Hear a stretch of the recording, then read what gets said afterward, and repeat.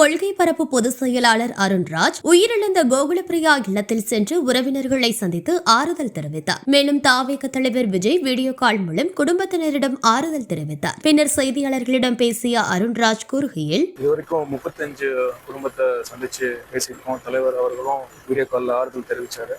விரைவில் சீக்கிரம் வரணும்னு சொல்லியிருக்காரு. கரூர், திண்டுக்கல், வெள்ளக்கோயில் இந்த இடங்களை நாங்கள் முடிச்சிருக்கோம்.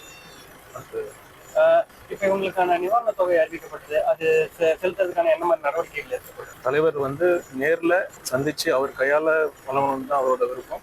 அதுக்காக இன்னைக்கு டிஜிபி ஆஃபீஸில் இன்னைக்கு பர்மிஷன் லெட்டர் கொடுத்துருக்கோம்.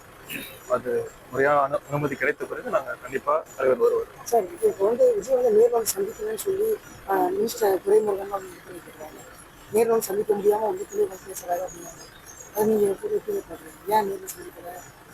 நேரில் சந்திக்கிறதுக்கு தான் பர்மிஷன் இப்போ கேட்டிருக்கோம். அது இன்னொரு சம்பவம் இது மாதிரி நடக்கக்கூடாது. அது ப்ராப்பரான செக்யூரிட்டி அரேஞ்ச்மெண்ட்ஸ்லாம் பண்ணிட்டு ஸ்டேட் கவர்மெண்ட்டோட கோஆர்டினேட் பண்ணிட்டு கண்டிப்பாக நேரில் வருவார். நேரில் அவர் கையால் நிவாரணம் தருவார்.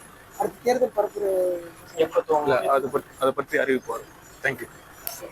இப்போ மேலே ஆதவர்ஜனா டெல்லிக்கு இருக்காரு. ஸோ என்ன மாதிரி நடவடிக்கைகள் இருக்கிறதுக்காக பிளான் பண்ணுறாங்க? இல்லை, அது சட்டப்படி அது என்ன லீகல் ஒப்பீனியன் எடுத்துட்டு அதுக்கு அந்த மாதிரி